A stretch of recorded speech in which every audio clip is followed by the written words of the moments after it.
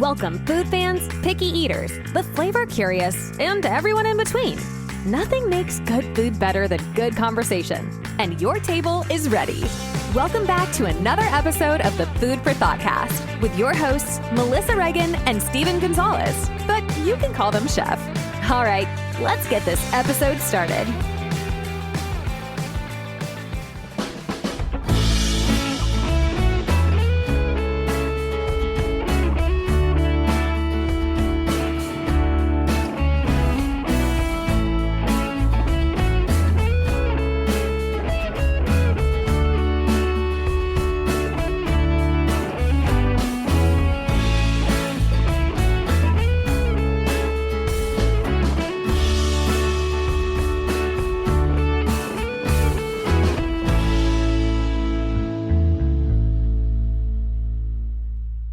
Hey there, food fans. Welcome back to the Food for ThoughtCast with me, your host, Melissa Reagan, and my co-host with the most, Chef Steven Gonzalez. What's up, Steve? Hey, buddy. How's it going? I'm doing fantastic. How are you? Good. Long day at work, but here we are having fun. Same. Joining us for his triumphant return to the Food for ThoughtCast is David Page. Hi, David. Hi, and I'm glad to be triumphant. I don't know what I did to deserve it, but I'll take the appellation. Yeah. Well, it was great the first time, and it's going to be great this time too. So. Oh yeah, I had fun. That's why I'm glad to be back. Oh, well, I love it. Well, those of you that have been listening for a long time, you'll remember that David was a guest on episode 12 of the podcast when she was just starting out, the little podcast that could. We discussed Food Americana last time, the great book, this amazing book right here.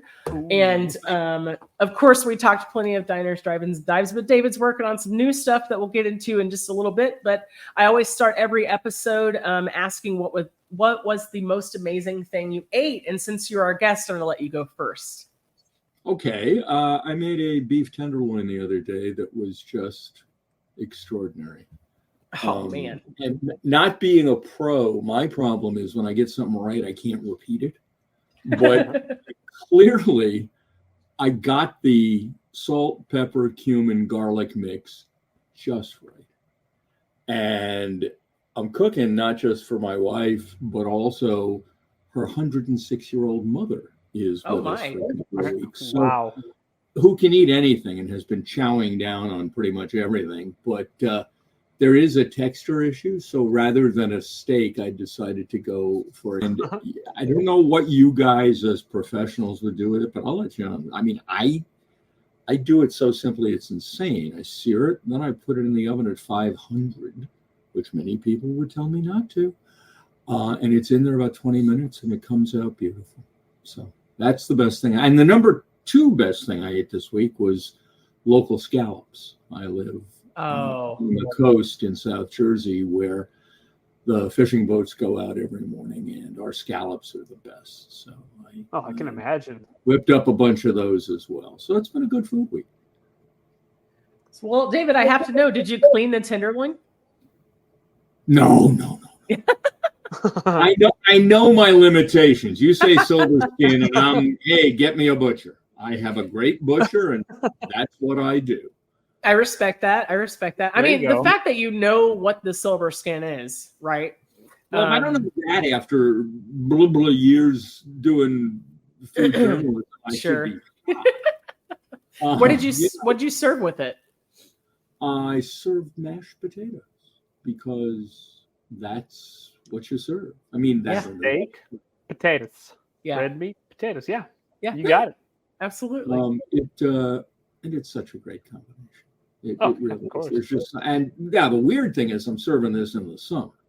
You know, this is such a winter dish, but not as winter as my short ribs, which I'm also quite proud of.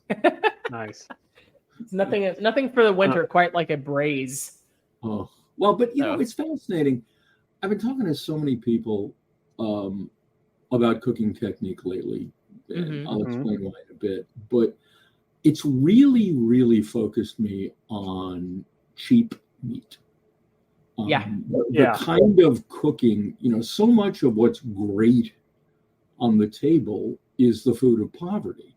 It's the food that if you couldn't afford the good stuff, you had to figure out what to do with the stuff that wasn't so good, which is where you get everything from haggis to short ribs to any creative use of what is not considered A1 material. And what cultures have done with the braise to make tough meat not just edible, but more than flavorful, is extraordinary. I love working with those guys. Well, and to make it fashionable. Yes. Well, but the problem with making it fashionable is short ribs used to be cheap. I think Stephen probably has one of the best examples. Lingua. Yep. Beef tongue. Yeah. Lingua. I can remember being in San Antonio back in 2005, 2006, and you can get one for like maybe $10 if that, and now they're like $20, $30, So yeah, well, it's funny too, because tongue is one of those disposable parts that every culture but ours tends to eat. I mean, I'm by definition a New York Jew, and of course, when you did the buffet from the deli, of course you had tongue, which we would jokingly refer to as the only dish that when you taste it, it tastes back. Stephen, what did you eat? The most amazing thing I've had this week. Let's see. I remember after talking to you, we were discussing pineapple and whether or not it goes on pizza. So I went to one of my local pizza spots. Don't. Oh, no. Well, I'm in New Jersey. Don't do what you're about to do. No, actually. So I went to a buddy's. He's got like a little pizza truck. And, I always like to support local businesses. Pizza is always a good way to go. And although it was on the menu, I didn't order it. But we got I think he calls it his West Texas pie or something like that. Basically, it's like pepperoni and a ton of jalapenos. And the way that he makes his crust, really good, very light. And of course, wood fired, all that stuff. But the thought of getting pineapple and ham did cross my mind. I'm not going to lie. No, pineapple is a fabulous ingredient. The al pastor in Mexican cooking. Yeah. That's wonderful use of pineapple. Putting a pineapple on a pizza is a crime. You might not like what I had last week. Then lock us up, David, because we're guilty. Now, you can do a lot with pineapple people don't realize. I mean, pineapple should be cooked in 8 million different ways, just not on a pizza. Well, tell him, Steve. Tell him about the pizza you had the other day. Well, speaking of al pastor, for another pizza spot here in West Texas, they were doing an al pastor pizza. So, of course, it was homemade. It was homemade sausage. My friend makes some killer sausage. He does charcuterie, all that stuff, all in his own little kitchen. And they did add a little bit of pineapple, cilantro, the red onion, all that stuff. I'm not going to lie. I was skeptical as can be.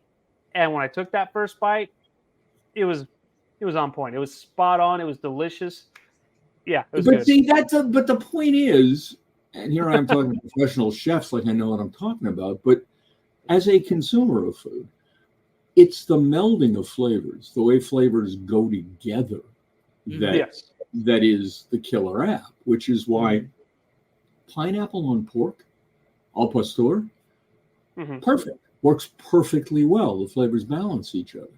Pineapple on pizza? I'm sorry. I'm a creative guy. And by the way, if you like it, then it's a great dish. That's right. It's not on my cup. It's no longer a crime, sort of. You may get out on probation, but I still might convict you. You'll find that Melissa and I are very laxed on a lot of things that might be considered taboo or just gross. Or culinary faux pas. If they work, they work. But here's a perfect example. Lobster rolls have kind of taken over America. And now, because we are the country of more, everyone brags about how much lobster meat is in the lobster roll. It's become like a Katz's Deli sandwich, or worse, a Harold's of Edison sandwich, where there's all this meat and 2 thin pieces of bread. The lobster roll done right, requires just the right amount of lobster to play off the opposing flavors of the bun and the butter. When you start just piling lobster on, it destroys the balance. And I'm glad to have all that lobster. I'll put it on the side. I'll eat it by itself. But a good lobster roll is not overstuffed. It's properly stuffed. And I also prefer, like, I'm in the cold lobster roll camp, So am I. like the celery mayo, right? Like, and if you put too much in there, it's kind of like you lost the plot. Like, it doesn't. I can see that. The mouthfeel is just like, oh, great. Well, there should be almost no mayo. It's like the joke about making the perfect martini. Take the 2 bottles, clink them. Now pour the vodka in your glass. Pour the vermouth in the garbage, and go from there. Right. Okay? Right. And what's interesting, people don't realize this. The original lobster roll was not the mayo one. It was down in Connecticut. They invented the one with butter. Mm-hmm. And I actually the warm one. Yeah, I know the guy's name, but it's escaped me now because I'm getting old and my memory's gone. But the right kind of cold lobster roll. And when we first started diners, this may have been in the pilot. We did a lobster roll at a diner in the Boston area where he would do them when his fish guy had culls, lobsters with only one claw, and thus they could not be sold for a lobster dinner. And it's his, quote, recipe, like anyone, no one's using a tablespoon measure, but it's his recipe, which is basically the least amount of mayo you can get away with. And if you want celery, a tiny little bit, but it's about the lobster. It's really just enough to where you won't choke on it.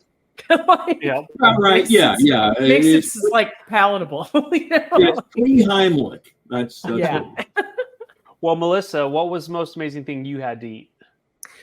So yesterday for lunch, I made a dish that I wasn't familiar with, but I had started following a lot of more kind of Cajun and Creole, I guess, influencers on TikTok. And so it's sticky chicken, where you take like thighs and you season them with Creole or Cajun seasoning, like kind of to your liking. Skin side down, brown them really hard, like in a like a Le Creuset. Onion, celery, carrot, or the Trinity, and then Worcestershire sauce and brown sugar, but I use like a sugar-free sweetener.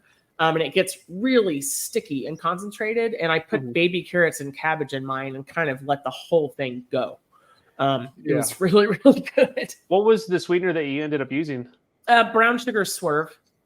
Okay. So, yeah, it's kind of like stevia, but it doesn't. Sometimes when you cook with stevia, it gets like a weird texture, or it can kind of have like a minty aftertaste. Yeah. But swerve is really good, and it has kind of that molasses component that you're looking for. So it was fantastic. You know what's interesting? And we chatted a little off the air. I had a diabetes scare and had to modify my eating and cooking. But unless it's a tremendous amount, I'd rather take the hit from real stuff. Most sugar's 15 calories a teaspoon. So I just didn't have any real on hand. I would always also prefer real, except for like in a soda. I'm not going to drink my calories like that. Can you believe that Dr. Brown's discontinued their diet celery a few years ago? I didn't know that. Really? Yeah, and if you eat a pastrami on rye without a celery soda, you're back. So that's 140 calories right there that I don't need. Got it. You've been spared. Man, all right. Well, that all sounds amazing. So I have some follow-up questions to the last time you were here, David. You said that you were going to work on a book about eating while standing up. Did that happen? No, we've been on a strange path. The publisher came back to me and said, let's make it more directly a sequel to Food Americana. Let's do Drinks Americana. Oh, cool. Interesting. I have a proposal together for it, but how do I phrase this politely? Negotiations with the publisher did not go satisfactorily. I see. So we've taken it back out on the market to some other folks. And kind of put it on the back burner while I focus on some other things. Amazing. Yeah. I was just wondering. Yeah, I'll get, it's interesting. I'll get to the eating while standing because I really like the topic. I actually attended, and it's getting a little old to put it in this book, but I attended the first Minnesota State Fair when they reopened after the pandemic. Oh, wow. This was in 21, and people were just dying to get back to this stuff. And what's fascinating is, as much as you think of fair food as outrageous stuff on a stick, and there's plenty of that, the top seller at the Minnesota State Fair is chocolate chip cookies made by a woman who appears at the fair to sell her cookies. And now she's got them in supermarkets and such. What's her name? Sweet something. Anyway. Her cookies in the 2 weeks of the fair, her revenue is $2 million. Wow, and insane. One of, if not the most popular combinations at the fair is you go get Sweet Martha. You go get some Sweet Martha's cookies. You can get the little ones in a bucket. And then you go over to the agriculture pavilion and you get some fresh milk. And you put them together. And it's remarkable. What's not to love? Oh, there's everything to love. I've seen these before on TV. Yeah. And I'm going to have to really look into that. Go ahead. Go ahead. I was going to say, anytime I can get a good chocolate chip cookie, I'm always just. Yeah. Well, they're excellent. She let us in to hang around while they were making them. And cool. I mean, and now, it's a finely oiled machine. It's not that you see someone sitting there doing one cookie at a time. They're doing them by the sheet pan, but they're very good. They're very good. I don't know if you know this or not, but there's like a bit of a rivalry between the Minnesota State Fair and the Texas State Fair. A bit? A bit. They both claim to be the largest in the country. I think, well, here's the deal. Down in Texas, yes, their total attendance is more, but not per day. Mm-hmm. On a daily basis, the Minnesota State Fair is still the highest, but the Texas State Fair runs longer. I'm going to say something. I think maybe our one listener that's from Minnesota can get over it. It's because there's nothing else to do. I said what I said.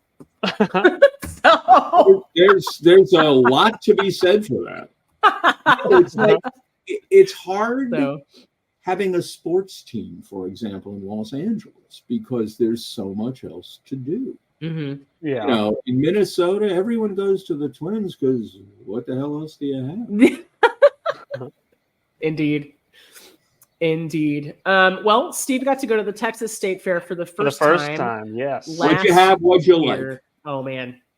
We had a lot. We ate, we ate 15, from 9 a.m. to 7 at night, I think. Now, I've been a regular attender of the State Fair since I was, even before I was old enough to walk. The pho burrito, I think, was probably... That was a highlight. Pho burrito? Yep. Pho burrito. Oh, there you go. So it was like burrito. So it was like this big with noodles and everything, broth for dipping, jalapenos, bean sprouts, Thai basil on right? But it was in like a deep fried wonton wrapper. It was phenomenal. We went back for seconds, didn't we? I also went back to the fair again and had another one. Are you serious? Yes. I made a return trip. Well, in Minnesota, the most Minnesota dish you can get at the fair is hot dish on a stick. Mm-hmm. Now, hot dish is what the Minnesotans call what the rest of the world refers to as a casserole. So it's basically tater tots dipped in mushroom soup, and then the whole thing is battered again, and then it kind of shows up on a stick, and then you go to your cardiologist. So in the South, we have a variation of that called, depending on where you grew up, Friday night or Saturday night special. It's a Velveeta, cream of mushroom, rotel, ground beef, all mixed together, topped with tater tots. I went to school in Oklahoma. I'm familiar with it. It's like Frito pie, where you open the small bag of Fritos, you pour the chili and cheese in, you shake it up, and you're in heaven. There's a wonderful sense about any of those foods where it's legal just to go diving for stuff, basically. Yeah. There's nothing that a tater tot ever made worse. So no, and they're magic. I mean, and they were invented out of garbage. The folks in Utah, what's the name of the company? They invented. It's Ore-Ida holds the. I think Ore-Ida bought them out, is what it is. But it was a couple of brothers who were making French fries, frozen French fries, and they had all this waste from the potatoes because when you cut them into strips, you get all the junk that isn't a fry, and that's why they invented tater tots to use the garbage, basically. And it's a good thing they did garbage. Too. What's that? Tater tots are. It's a good thing they did too, because tater tots are light. Oh, they are. In fact, I remember early on, the first or second year of diners, we went to a place in Kansas City run by a guy named Stretch. That's his whole professional name. Where he had tater tot pizza. And that one, I'm telling you, please. You can keep your pineapple. I'll have tater tot pizza. Let me put my glasses on. What? Yeah. It's fantastic. I love it. Because we don't respect texture enough in our culture. Like Chinese cooking, and first of all, there's not one Chinese cuisine. It's a huge country with different regions, different foods. So China is a melange of cuisines. But in Chinese cooking generally, yes, you want a variety of flavors, but you also want a variety of textures, which is why you eat things in Chinese cuisines that are jelly-like or crunchy, like, well, crunchy is the wrong word, sort of rubbery, like a chicken foot. The balance of various textures over the course of a meal is very important. Well, I'll tell you, my family and I were in Hong Kong not that long ago, and we wanted to go to a locals-only restaurant and finally convinced people at our hotel that we were serious about this. So we ended up going downstairs into this huge, basically dim sum parlor, similar to those I'd been to with my grandfather in Chinatown in New York, but much larger, with communal tables, and nobody there was a visitor like we were, me, my wife, my daughter. So we found a place at a table, and we're sitting there, and basically the servers bring around, the bamboo baskets full of different dim sum, and point and you eat. And we were having a great time for quite a while, and then a server came around, and I pointed, and an elderly gentleman, I must have been thinking of General Cho's chicken, an elderly gentleman one table over suddenly piped up, and this is exactly what he said: "That not for you." So now I had to try it, and it was duck foot, and it would not be on my list of the favorite things I ate this week, but damn it, I ate it. I don't know. I can't do feet. I can. I like them. Stephen likes them. Well, define feet. There's a dish they serve in Germany called Haxen, which is the lower portion. Talking about like trotters? It's above the trotter. It's the portion right above the trotter. And you can get it as ice pine where it's boiled. That's big in Berlin. I couldn't do that. But you can get it grilled, and it's called Haxen. And it's phenomenal. It's just, every time I worked in Berlin, we had a crew that insisted we go to a restaurant called Hartke. So Joe, the cameraman, could have his ice pine, and I could have my Haxen. Oh man. Okay. Amazing. Well, I'll put it on the list for I don't know. Oh, it's so good. It's so good. I usually don't shy away from like offal and things like that, but you're not big on feet, huh? Like bird bird feet specifically, it's the gelatinous. I don't go for it. I can't. I've tried. Yeah. It was strange So for me at when first, you're- but once I tried it, I loved it, you know? What did you have that you liked? The chicken feet, the first time I ever had chicken feet was at a dim sum parlor in San Antonio, and they brought it out and everyone's enjoying it. And I thought, okay, this is weird, but of course I got to try it. And everyone says it's delicious, and sure enough, it's amazing. But understand something. A chicken foot is no different than an eggplant in that it's basically a tasteless delivery system for other flavors you Like choose tofu. to put on. Yeah, I was about to say like tofu. Yeah, Yeah, I mean, tofu doesn't taste like, well, yeah, it tastes like a door. it's as good as you make it. So Exactly. So it's simply what I refer to as a flavor delivery system. That's all. I love texture, and I'm always seeking out texture. That's just one that I haven't learned to love yet. Now, in my freezer right now, I have probably 12 pounds of frozen chicken feet. It makes really phenomenal bone broth. Yeah. And because of all the collagen, right? Well, yeah, and frozen chicken feet make really great dog treats. Or popsicles. on a hot summer day in the middle of Nothing's Texas, more you refreshing. walk around licking a chicken's foot. What could be better? The day that one of you catches me doing that, I'll give you an emergency number to call because you'll know I'm be under duress. Somebody's Chef forcing me to do that. I got $100 on this. Just ask it on your cell phone. Let me know. You got it. Done. Oh, gross. David, did you hear the news about Texas recently? What news about We're Texas? going to be included in the Michelin Guide, finally. Oh, I saw that. Houston, Dallas, San Antonio, Austin, and Fort Worth. Fort Lurch. Okay. Mm-hmm. Yep. Yep. That's Speaking. Okay, so here's the question. Tell us. Ask us. The vastly overrated mansion at Turtle Creek, which at least back in my day was famous for their lobster bisque, which was perfectly adequate. You think they get a star? I think a lot of people are lobbying for them to get a star. There's been a lot of chat like, oh, these are all the places that deserve it. But I don't think so. I think that place is kind of overrated. I don't know. I'm sorry, with all due, I haven't been there in years, so maybe it's more now, I mean, it's nothing to sneeze at, but there are a lot of really amazing places that have come along since that are really pushing boundaries and doing it. Monarch is a wonderful place in Dallas that's doing like really great things. Petra and the Beast that has a small plates model that's doing like incredible stuff.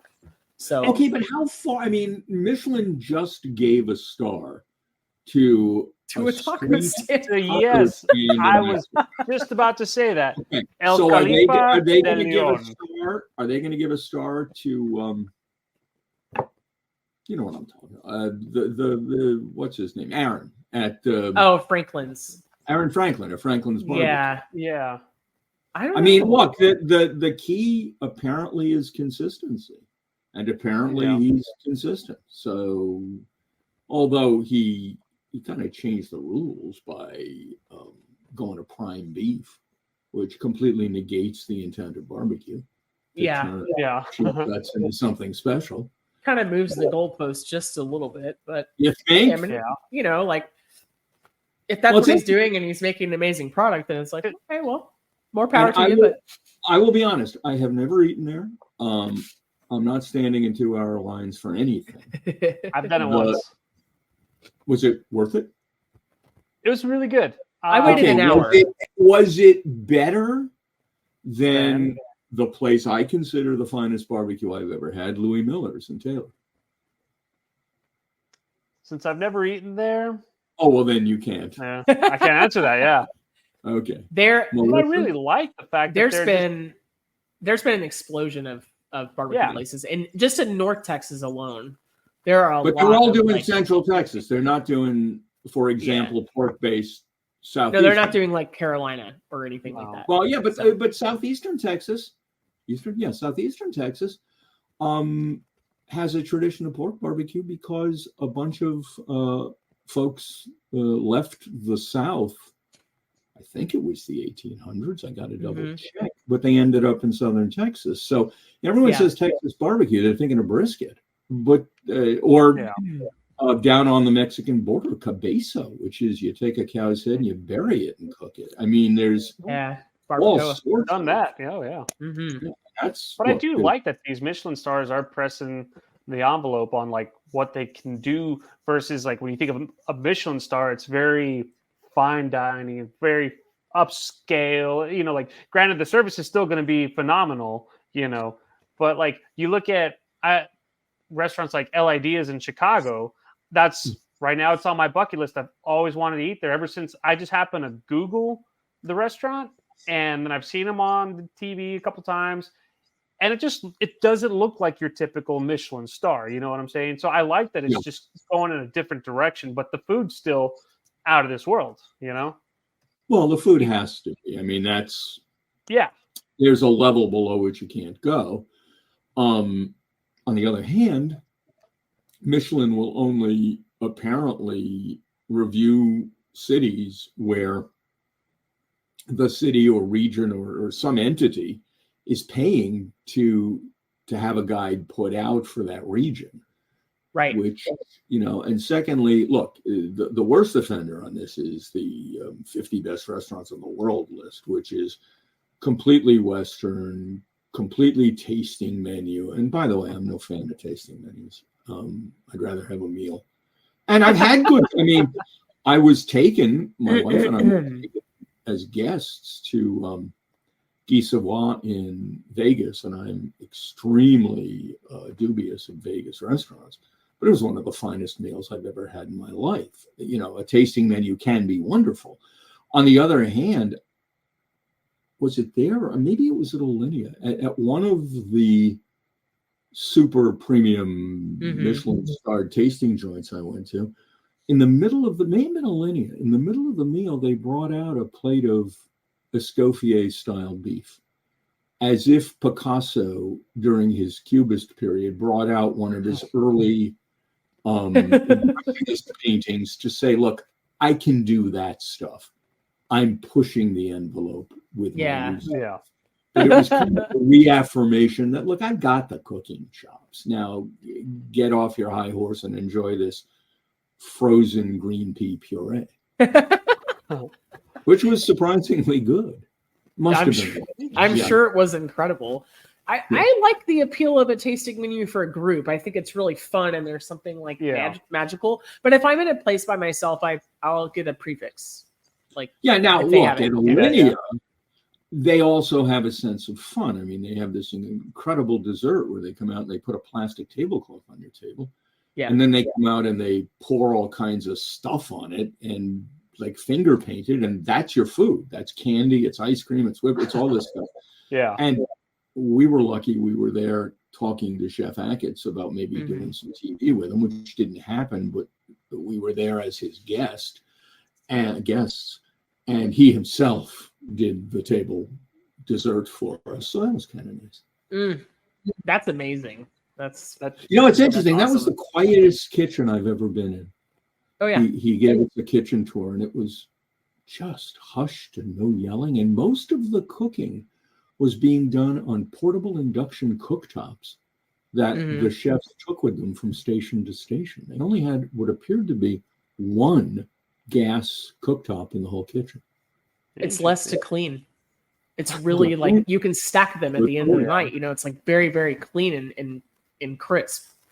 Well, the kitchen was pristine. It was of course. Oh yeah, absolutely. That's how I know I will never ever work in a place that nice, because I am loud. I don't yell at people, but I never shut up. So yeah. You don't have to be Gordon Ramsay on TV. Apparently, he's much nicer in his real Eddie Bear. That's the BBC versus American media coverage. So that's all for cameras. So we were exposed to a completely different Gordon Ramsay when Kitchen Nightmares came out in America, you know, and it was just night and day. So what you're telling me, David, is if Steve's Sandwich Shop, which is our hypothetical sandwich shop that I might or might not open one day, I can have a Michelin star, is what you're telling me. If it's a good Sammy. Oh, yeah. And if it's the same every time I come. Yeah. And if it pushes the envelope somewhere. Deal. And Deal. if I don't know if it'll push the envelope, but it'll be a damn good sandwich. well, based on what you told me about eating at the fair, I think you got to come up with a super banh mi. Oh yeah, truth. Yeah. I was interviewed the other day about my what are the 10 best sandwiches. And I had a banh mi on that list. Ooh. A banh mi is really one of my favorite sandwiches. There used to be this tiny little storefront place when I lived in Austin, down in South Austin, and you could get for $5 at that time. You could get a sandwich was big as your face. They were making the bread, but the most interesting part about it, like there are good banh mi's everywhere in Austin, any city that has a large enough Vietnamese population. But this particular sandwich, it used to make me laugh so hard because I would go buy a bag full of them, of course, because they were cheap. But they would wrap it in a piece of computer paper with an asparagus rubber band as the holder. The no frills, like very practical. I was like, yes, this is like fish and chips in Britain. I mean, wrapped in a newspaper. And it's also a soggy, inedible mess. And I say that having lived in Britain, but that's okay. Did you do mushy peas or not? I can. Yeah. I'm not opposed to them. It's not as bad as Heinz baked beans on toast for breakfast. Although, remember, the Heinz baked beans served in Europe are different than the ones in the United States. They're far less sweet. They are. You can get them at World Market. I kind of like them in the baked potato. You know, there's a lot of like stalls and food trucks that's okay. in the UK where they're doing like, they'll do chili. Their version of chili is like, it's whatever, but they'll do the beans in a potato, lots of butter and salt. But then they do this reprehensible thing where they put tuna in a baked potato. Have you seen that? It's so big. If I would draw the line. I mean, come on. I lived in that country. I know their cooking. You know, you want to call it cooking. Just a couple of episodes ago, we had a master chef out of Great Britain come on, who is a culinary educator in South Carolina. And he was a delightful gentleman, and we were giving him a hard time about conquering all the countries with the best spices and then refusing to use them. So excellent. Yes. He was a really good sport about it. Well, that's where IPA came from. Mm-hmm. They added an absurd level of hops, still nothing like California IPA, but they upped the hop quotient because hops are a preservative, and the beer had to go to their bureaucrats who were occupying India by boat. Mm-hmm. Yeah. And the only way to keep it from going bad was to hop the hell out of it. Yeah, till it tastes like you're sucking on a penny. Well, yeah, but compared to California IPA, it's like lemonade. Yeah. And then it's like devoid of all joy. So the more bitter, or the more like, there's a line I can't cross with IPAs where it's kind of like you open your mouth in the shower on accident with the shampoo flavor. It's just like, it's too much coriander. I can't do it. I can't do it. What people don't get is A, you don't have to have an IPA. And B, well, I'm going to go to C also. B, find the beer you enjoy. Oh, absolutely. And C, there's many more kinds of beer than you realize. I mean, people who say they don't like, I did a series called Beer Geeks, all about craft beer. And, you know, you can tell me you don't like beer because you don't like Budweiser, but have you had a framboise from Belgium that's tastes like strawberry? Yeah, have you absolutely. had sour? I mean, there's all, or have you had, there's a beer called Utopias. Are you familiar with it? Mm-mm. No. According to Jim Cook, who founded Sam Adams and who produces this, it is the most powerful, the highest proof naturally fermented beverage on earth. It tastes nothing like beer. It tastes like cognac. It's held in casks for up to 20 years, and it's $200 a bottle, and it's damn good. So when we're talking about natural fermentation, is that kind of like the mead process? Is it closer to that? Different. Yeah, it's the way in which you put yeast and sugar together, and the yeast eats the sugar and carbon dioxide comes out. Although in the case of this beer, it disappears as the angels share over a long, long time. This beer is pretty much flat. Yeah, that's amazing. I mean, I love all kinds of beer. It's just when you get into IPAs, I can't. Kind of the I can't triple and the 60 and the 90 minute and the. Well, no, hold on. There's one IPA that'll blow your mind, and it is surprisingly not as bitter as you'd think. It's Dogfish Head 120-minute IPA. I actually have 2 of those in my fridge right now. They're great. They're phenomenal. It's awesome. Yeah. I live in a small townish kind of area. There's one guy at one liquor store who, when it comes in, he puts it aside for me. I was wondering if that's great to have those, because every time I think IPAs, connection. that's what I think of is the Dogfish Head brand, because those are they're stellar for being an IPA. They are, although interestingly enough, the 120, and I assume it's got something to do with dry hopping time, I don't know, but the 120 is soft in a way that the 90 and the 60 are not. Yeah, they don't fight you. So I can remember when I was first getting into beers and stuff, graduated from Coors Light, and I was with a friend of mine one time, and we went to a gas station. I remember opening my car door, and there was a $20 bill on the ground. I said, "Excellent, we got beer money." So we go inside, and my friend says, "Hey, we should get this Dogfish Head." And I think it was like a 4-pack or something like that. It came out to like 20 wasn't $20. Well, no, it was a 90-minute that we found. Sorry, but I do have a couple. Anyways, so he said, "Yeah, let's try them." So I tried even the 90-minute. It's amazing, and I didn't realize that the ABV is as high as it is. Compared. Yeah, well, that's a tough thing to. I mean, I found out that Belgian triple means triple the alcohol the morning after. So. Yeah, I can remember drinking one of those, thinking, "Why am I already getting a buzz? Am I light of the weight?"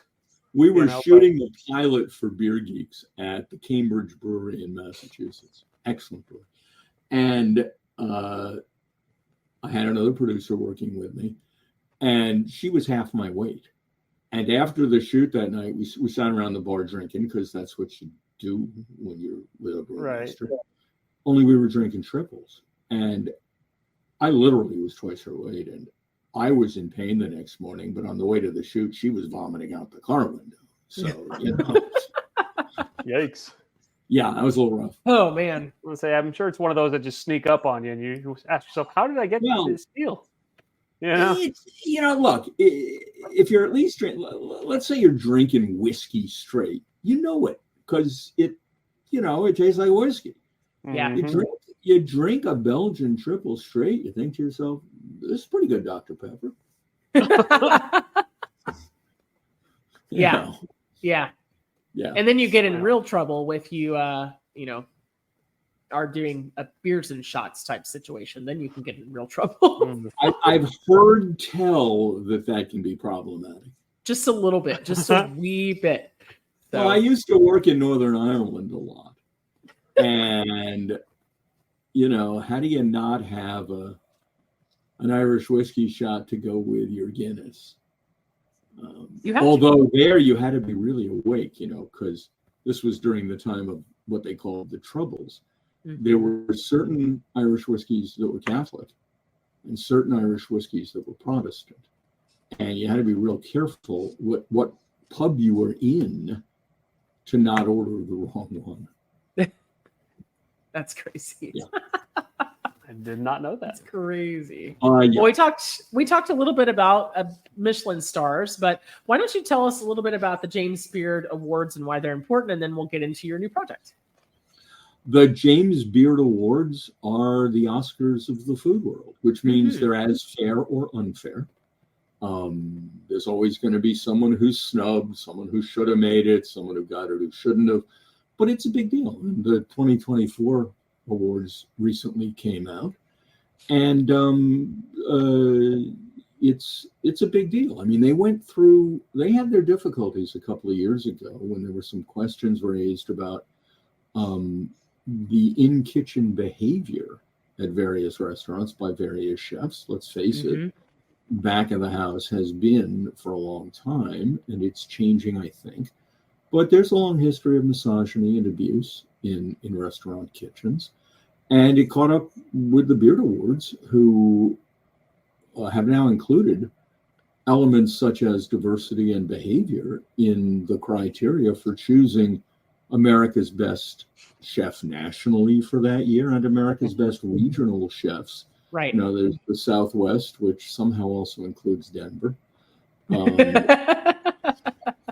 You know, when I was living in Arizona, I'll give them the west part. Yeah, we thought it was the mountain region, but apparently there's no mountain region. I'm going to be talking with a number of Michelin and James Beard Award winners, as well as other really important people in the world of food on my new podcast, Culinary Characters Unlocked, which debuts August 27th.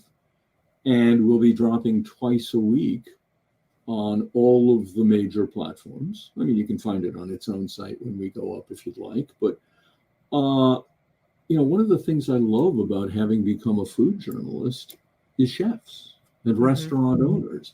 Yeah. And I have learned so much from them and continue to learn so much from them every time we chat. First of all, chefs are passionate people. I mean, I'm telling that to a couple of chefs, but storytelling is about interesting people who have something worth listening to say. I'm actually editing the interview I did with Nancy Silverton at the moment. For anyone who's been living in a culinary cave for the last however many years, she is one of the most important chefs in America in the last 50 years. She's won the James Beard Award as Best Pastry Chef, the James Beard Award as Best Chef, and her restaurant at the time, Campanile, won Best Restaurant.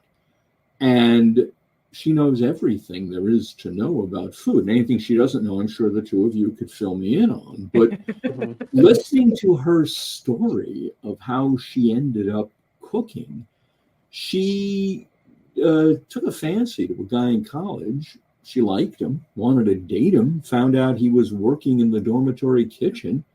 So she asked for a job there. She got a job working for him. They dated briefly, and then she went on to this incredible career when she figured out, hey, I really like doing this. And her career has been extraordinary. I talked to Dan Barber, who's won Michelin stars at both of his restaurants, who is probably the most cutting-edge chef in terms of trying to redefine how we eat and what we eat. He is still producing food from his grandmother's family farm that he grew up eating. And his whole idea on food is, it ought to be local, but it ought to be local because local food tastes better. He's far less motivated by things that people claim to care about but don't, such as how much methane cows emit into the atmosphere. And he is more concerned with A, ethical treatment of the animals, B, the ethical raising of plants and produce, and C, maximizing the taste you can get out of food. His view is that using heritage seed, not being in hock to Monsanto or the other three major seed producers. Right. Yes, it's good for the environment because if you actually raise products in proximity to each other, they will provide the nutrient rotation that we now get from chemicals. But he's convinced the food raised that way tastes better, and I got to agree with him. So there's so many people out there doing incredible things, and it's a real pleasure to chat. I talked to Drew Newport, who has opened 35 or 40 restaurants in his lifetime, and is best known for Nobu and Tribeca Grill, which he owns with, among some other high-profile investors, Robert De Niro. He told me about how he ended up in business with De Niro. De Niro had been coming to Nobu and kind of got a fixation on Drew as a restaurateur, and basically explained one day, look, I'm opening this Tribeca Film Center for creatives to work out of. It needs a restaurant. I have a space. Let's go take a look. That's incredible. And that's the Tribeca Grill today. So everybody's got their fascinating backstory for how they ended up doing this sort of thing.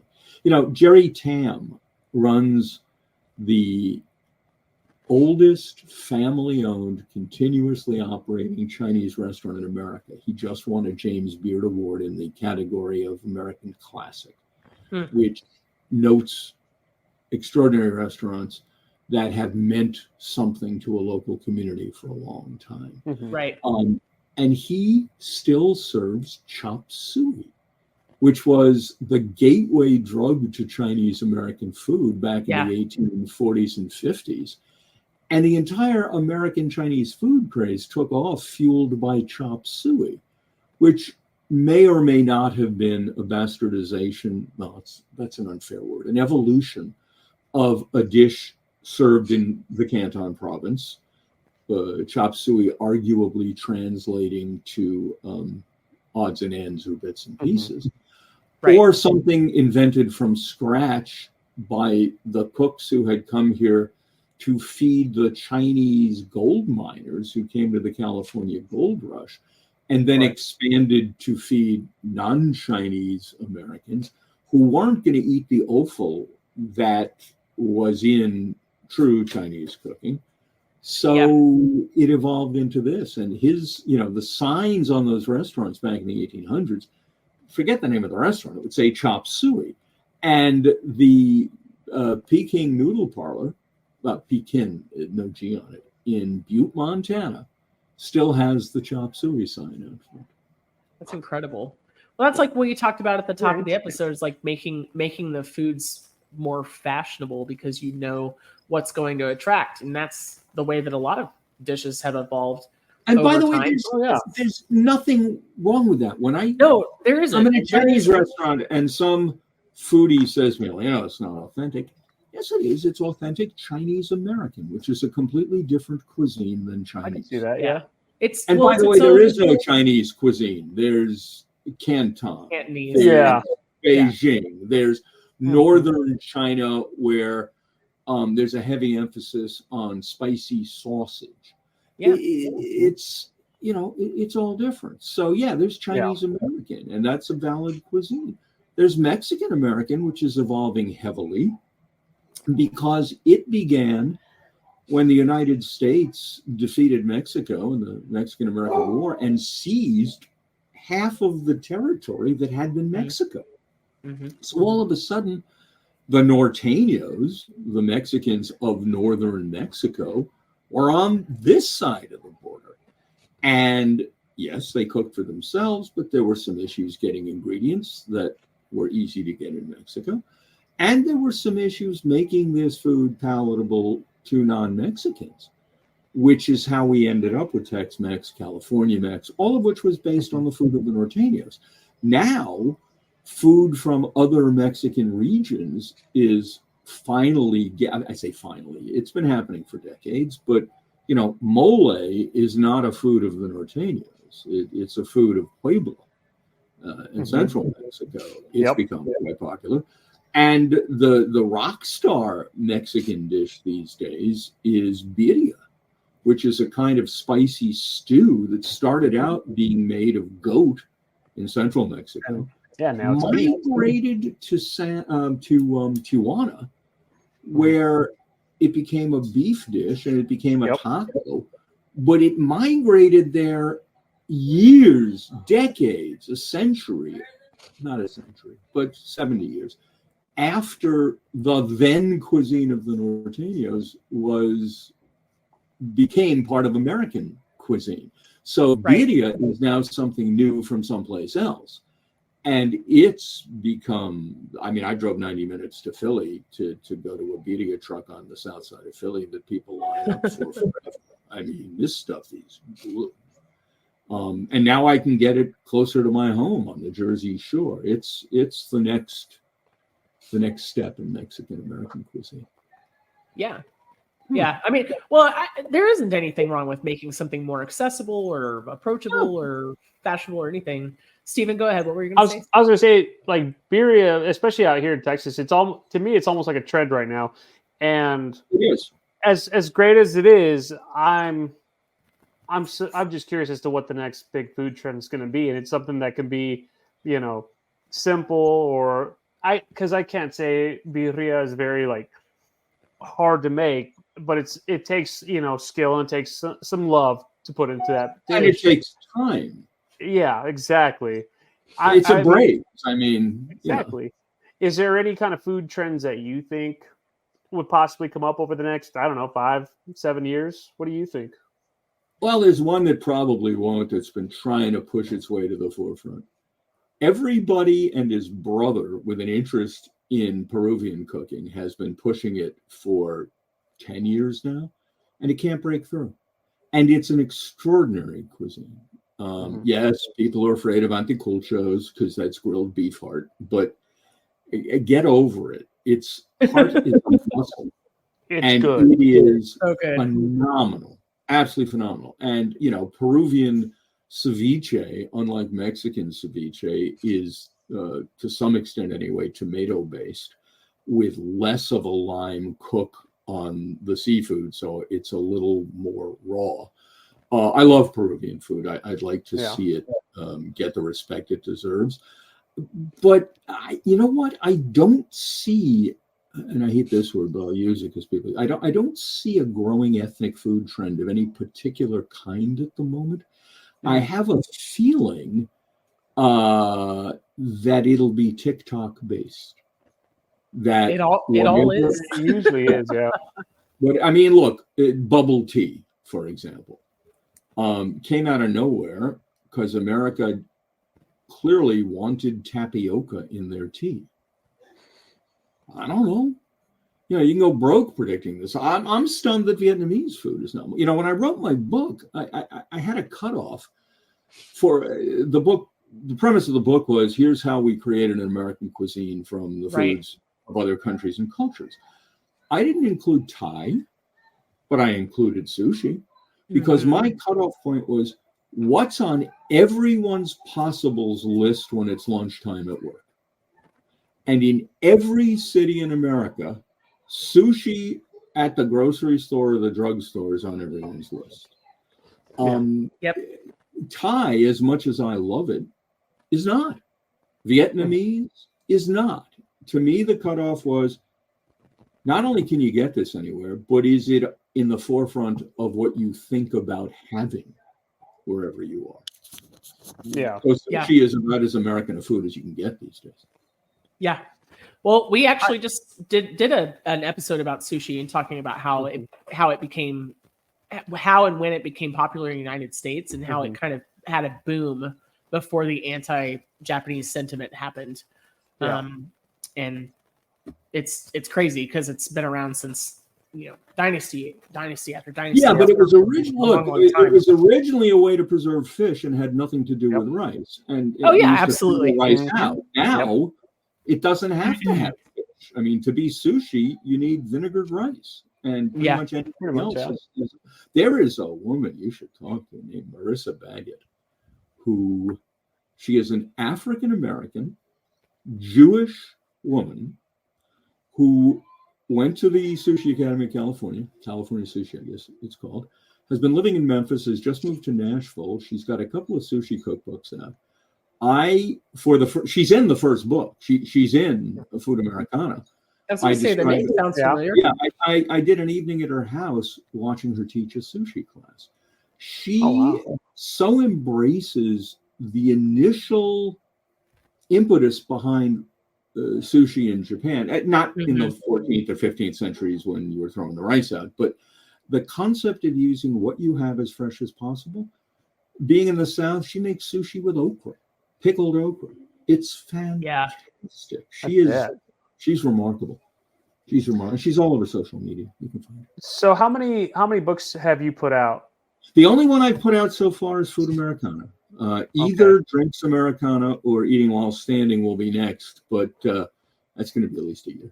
So in any of your books, or in your book or future books, are there any kind of recipes that you've done I got a recipe at the end of every chapter of Food Americana. I got a recipe for one of the key items.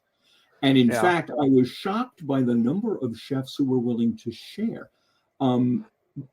Big Bob Gibson's Barbecue in Alabama is famous for their white sauce for barbecued chicken. Mm-hmm. The owner, who I'm embarrassed to say his name's going to escape me right now, he's a great guy. I said, I don't suppose you want to share this, but how about the white sauce recipe? He said, absolutely. For those who care, it's vinegar, salt, pepper, lemon, and mayonnaise. Oh, yeah. Melissa and I, we always talk like the best chefs are the ones that share the knowledge. They want everyone to know their secrets, because they're in the food world. If people like your stuff, there really shouldn't be any secrets. Like, let's just have a good time together. Well, I got news for you. You can give me every ingredient and every instruction, and you'll still do better with it than I will. Well, I was going to say, even if we have the exact same recipe, it's going to be two different end results. And that's something that, I've noticed, and I've always been interested and intrigued with, because it's like, hey, we have the exact same thing, and your sauce tastes different from mine, but I like that, Oh, so whenever you do your, what's that? I didn't eat it tonight because I grazed today and I'm watching my weight, but I made a red sauce today with hot and sweet Italian sausage. Yes. That would knock you on your butt. I am the best Jewish red sauce maker in America. Which is it's like being the best Jewish left fielder for the AAA. Right. Well, whenever you do your next book, I'm just going to throw it out there because I might have something that could give you some Get your grub on. I'm in. Just saying. All recipes? Oh, these are all my recipes that I've, put my twist on over the years, things like that. Tell me one. Come on. Oh, Chef. My favorite one is my Caesar dressing. As simple as it is to make, as common as it is, you can ask Melissa. I've never had a Caesar as good as mine. That's the one thing that I will say I own. With or without the egg? Oh, with egg yolk. Oh, yeah. Yolk? Yeah, I do the yolks. I thought it was the whites. I've never when I was taught it was always. No, I believe you. You know what? Yeah. I've never made a Caesar dressing in a cookbook, so you win. So if you make Caesar dressing and you include a whole egg, it will be a broken emulsion because of the protein in the whites. Gotcha. So it'll have all these kind of floaters in it, which it doesn't appeal to me. Some people like it that way, so I don't know. And if you're doing a drink, what would you call it? Drink Americana? Drinks Americana. Drinks Americana. Yeah. I have a lovely Long Island tea recipe that would probably knock your socks off. That would not even taste like alcohol. So I would. Well, that's the whole point of Long Island iced tea. It's a bunch of 16-year-olds with fake IDs for the wrong gender. Right.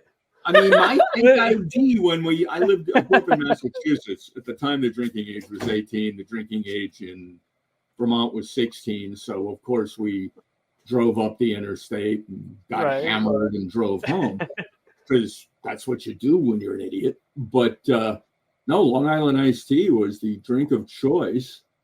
That's the one. And there you go. Yeah, that's the one that I learned at a very young age. I'm talking like 13, 14. Well, it's not every alcohol, right?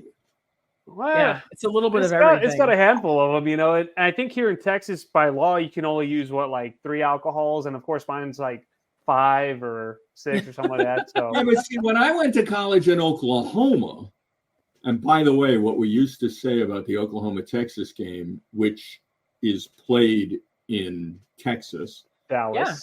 Yeah. At To the which fair. the fans of both teams rush to attend. Yes. What we used to say of that game in Oklahoma was, on that weekend, the IQ of both states went up. Oh my gosh. Yeah, That's but they play it at the fair. So was it's always crap. up in Oklahoma, we didn't bother with mixed drinks. We drank pure grain alcohol in lemonade. The only drink that keeps itself cold. Absolutely. David, what's on your coffee cup? It says woof. Oh. There we go. Okay, here we go. Yeah, there we go. I was like, woof. It was like halfway out of frame a couple of times. Like, it's either a goose or a dog. It's woof. Yeah. I love it. Fred the Beagle is here somewhere, but I was going to say he hasn't worked this time.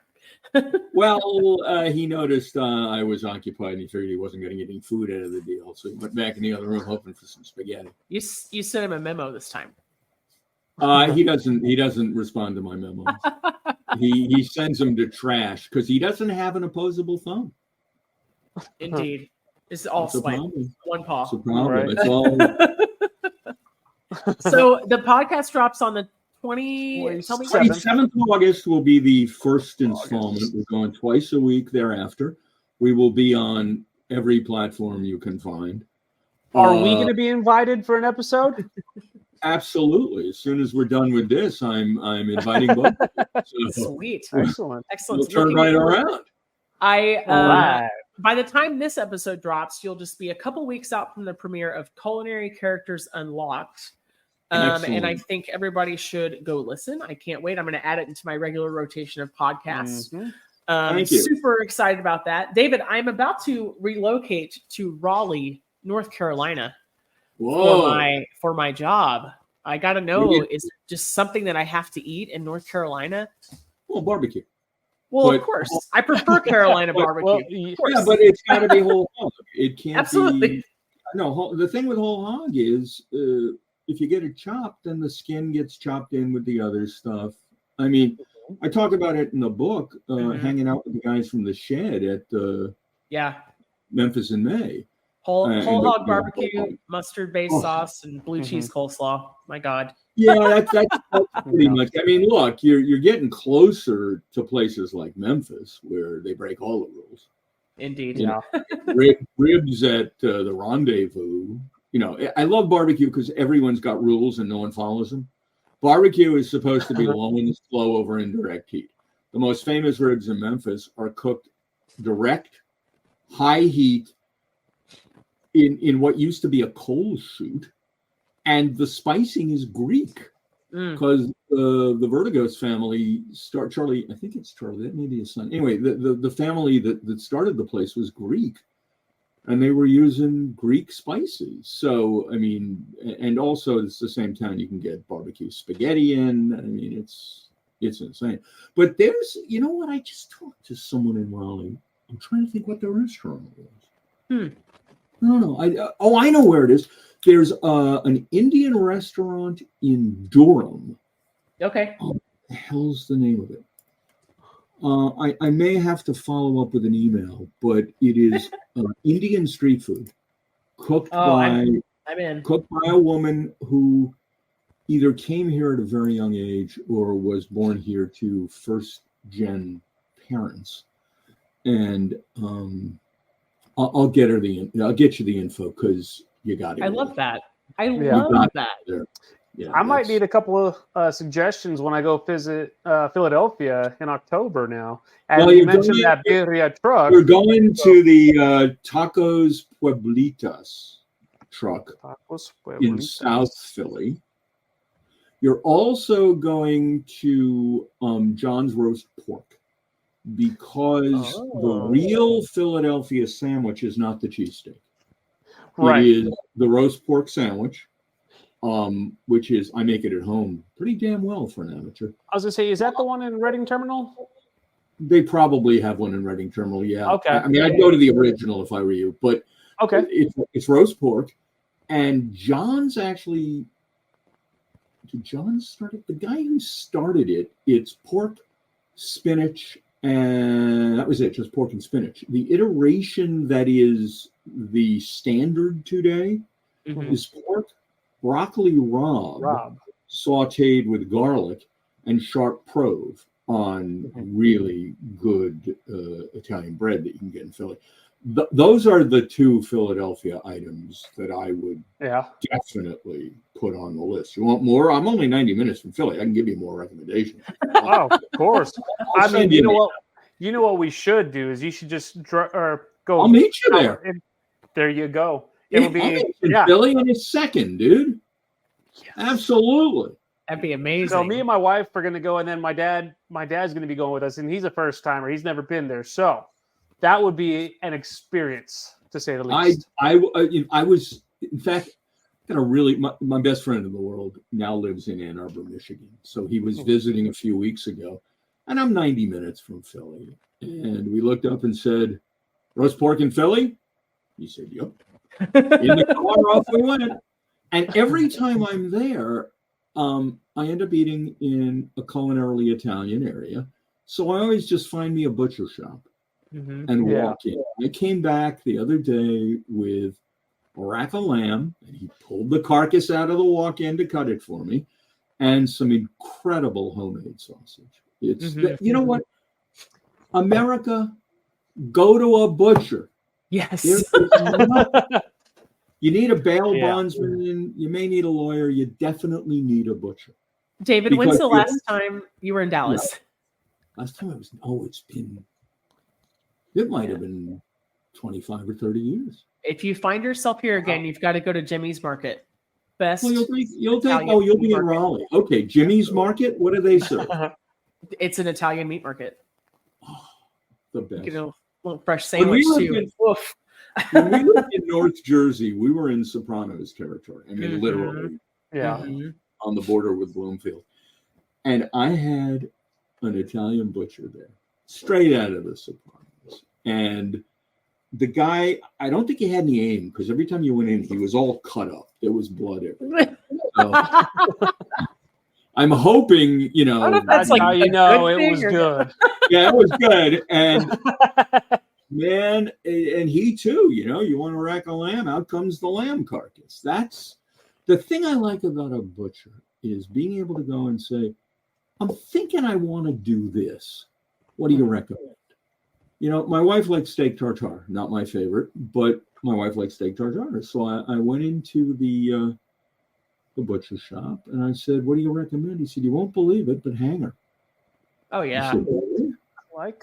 This podcast is a big fan of hanger steak. Well, it apparently makes a fantastic steak tartare, according to my wife. So that's what I want from a butcher. I'm thinking about doing this. What cut do I want, and what do I want to do to it? That's another cut that requires a little bit of trimming. It's got quite a bit of like membrane and some silver skin. But David, I'm going to tell you, like, if you're cooking hanger steak as a steak, one of my favorite ways to do it is to take a really thin slice of brie and black pepper it, a couple of raspberries soaked in balsamic vinegar, and put your sliced steak on top of that while it's hot, and then melt some butter right on top. That's how I like hanger steak. It's so good. Oh my God, that sounds fantastic. Yeah, really, really good. Really good. I'm in. Well, hanger, it's interesting. It's having a moment. And it, too, is another cheap cut that ain't cheap anymore. Yeah. Yeah. It's getting up there in price, yeah. But one of the reasons why I like a butcher is because there are all those, like, forgotten cuts that you're not going to find in supermarkets because they're not popular anymore. 7 blade roast, 7 bone roast. That's my favorite for pot roast. They don't sell that anymore. You can't find it. They don't. There's also, it's interesting because we cut meat one way in the United States. They cut meat a different way in other countries. Absolutely. So my Michigan friend was talking about an Argentinian cut that Calipera, something like that.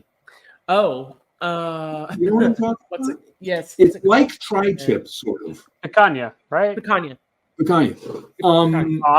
I've never had it, but it's so he says it's fantastic. It is. They were down in VA not that long ago. So Yeah, and well, it's like if you had a London broil in the UK, it's a completely different, not like a terrible pun, it's a completely different animal, right? It's a whole different ball game like than you're getting here.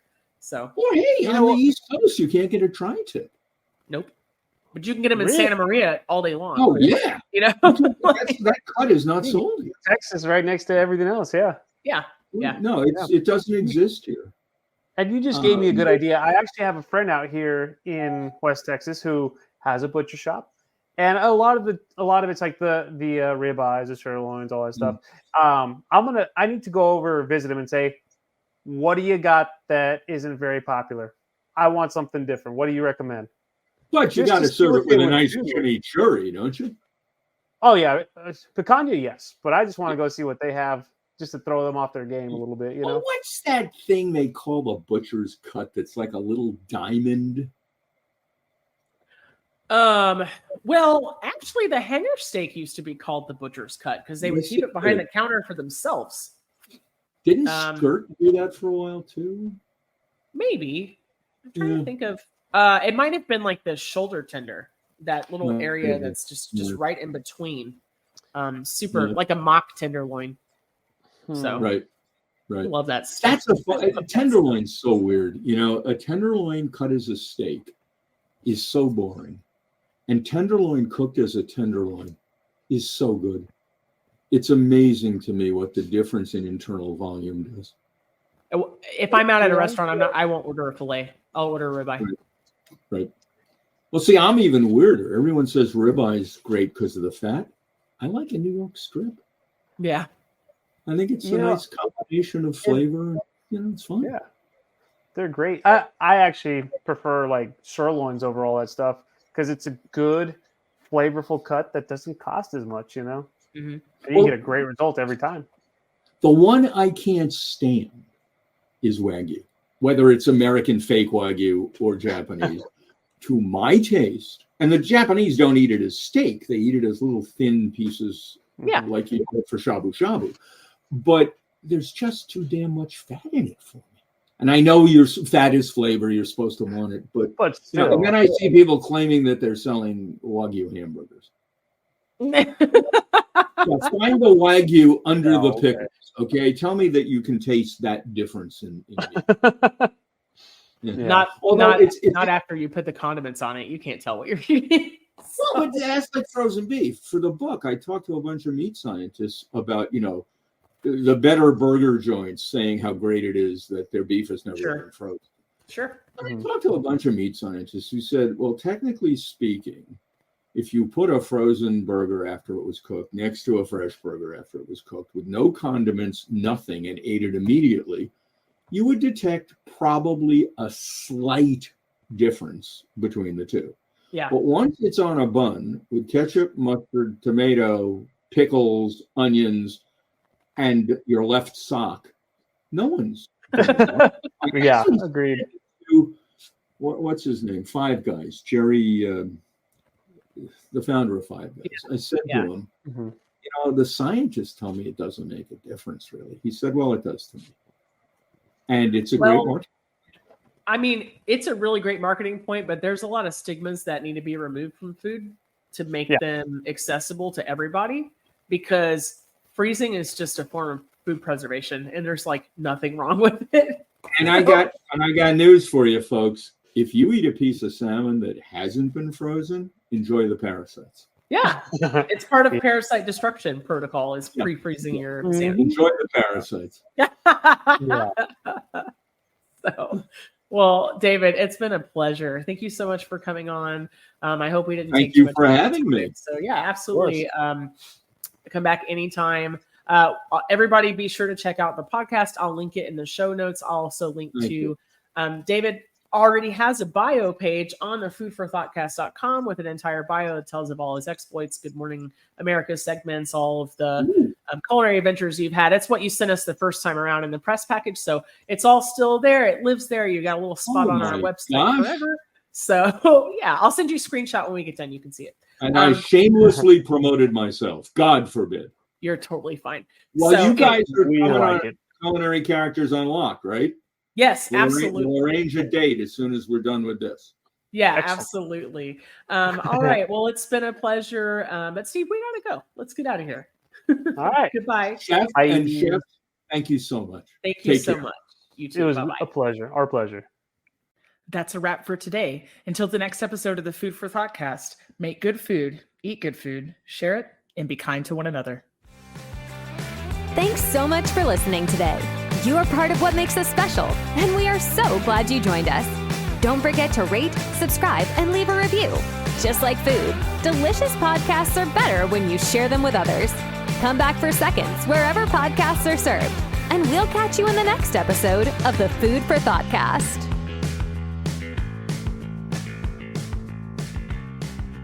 You can find us on Facebook and Instagram at the Food for ThoughtCast or at www.foodforthoughtcast.com, where you can link to all podcast players, or you can send us an email at foodforthoughtcmc@gmail.com.